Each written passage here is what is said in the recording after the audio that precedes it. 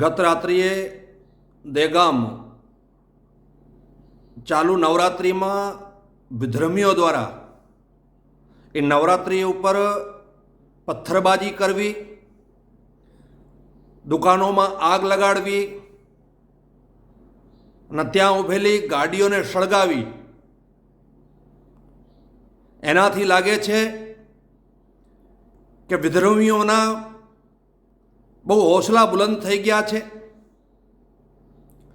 કોઈ ભી હિન્દુ તહેવાર હોય છે ત્યારે આ વિધર્મીઓ દરેક તહેવારની અંદર હોડદંગ મચાતા હોય છે.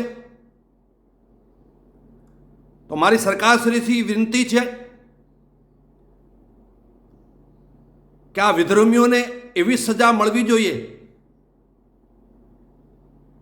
કે જિંદગીની અંદર બીજી વાર કોઈ પુનરાવર્ત ન કરી શકે. આવા તહેવાર ઉપર આવી હરકત કરવાની કોઈ પ્રયાસ ન કરી શકે, આવી કોશિશ ન કરી શકે. એટલે મારી સરકારથી વિનંતી છે કે આ લોકોને એવો દંડ મળવો જોઈએ,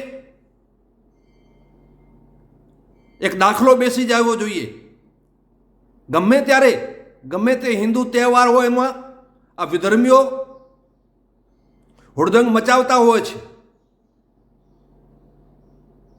અને આ લોકોનો હોંસલા બુલંદ ક્યારે થાય છે કે આ લોકોને પૂરતો દંડ નથી મળતો, આ લોકોને પૂરતી સજા નથી મળતી. એટલે આ વિધર્મીઓ વારે વારે હુડદંગ મચાવતા હોય છે, હિન્દુ તહેવારો ઉપર હુમલા કરતા હોય છે.